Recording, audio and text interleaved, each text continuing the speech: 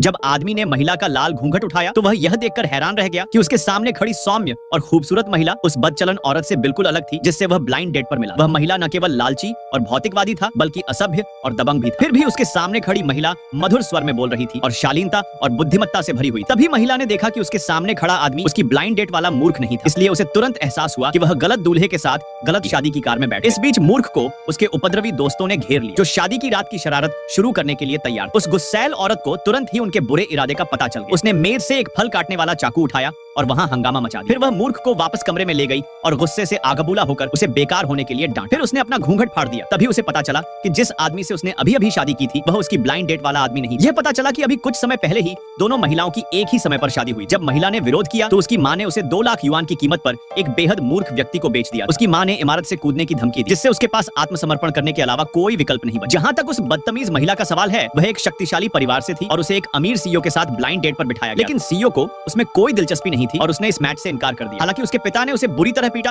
और उन पर शादी के लिए दबाव डाला। माता पिता के अधिकार और विवाह संबंधी परंपरा का बहाना बनाकर विवाह के दिन संयोग से दोनों महिलाएं एक ही होटल में विवाह कर रही थी। उस बदचलन औरत ने देखा कि उस औरत ने भी उसके जैसी ही शादी की पोशाक पहन रखी है। वह तिरस्कार में हंसी उड़ाते हुए वहां से चली गई। लेकिन सुंदर महिला जो पहले से ही उदास थी उससे बहस नहीं की। उसी समय दोनों दूल्हे अपनी दुल्हनों को लेने आए और एक दूसरे से टकरा गए। हालांकि किस्मत ने एक शरारती चाल चली। मूर्ख की मां ने उसके वैवाहिक घर को उसी अपार्टमेंट, उसी इमारत और यहाँ तक कि सीईओ के घर के समान ही एक ही मंजिल पर बनाने की व्यवस्था की। शादी के मंडप में दोनों दुल्हनें अपने दूल्हे का इंतजार कर रही थी। घमंडी और अनियंत्रित स्वभाव वाली लड़की लाल घूंघट पहनने से इनकार कर रही थी। अपनी सहायिका के बहुत समझाने के बाद ही उसने अनिच्छा से इसे पहना। इस बीच महिला पूरी तरह से तैयार होकर समारोह के लिए तैयार और संतुलित रही। तभी सहायकों को अचानक शौचालय की ओर भागना पड़ा। उसी समय कर्कश महिला के सहायक को एक फोन आया और उसे बाहर जाना पड़ा, जिससे हॉल में केवल 2 दुल्हनें ही रह गईं। क्रोधित उस औरत ने तुरंत अपना घूंघट उतार दिया और महिला पर झपट पड़ी तथा उसका मजाक उड़ाया कि उसने एक ही दिन शादी की है और एक ही पहनी हुई है। महिला को यह आश्चर्यजनक नहीं लगा, लेकिन कर्कश महिला ने इसे जाने नहीं दिया और उसे भड़काने के लिए आगे बढ़ी। इस बार महिला ने पीछे नहीं हटते हुए मजाक उड़ाया कि वह बदचलन औरत इस ड्रेस में उससे भी ज्यादा खराब दिख रही। क्रोधित होकर बदचलन औरत लड़ने के लिए तैयार हो। तभी दूल्हे अपनी दुल्हन को लेने के लिए आ। घबराहट में दोनों महिलाओं ने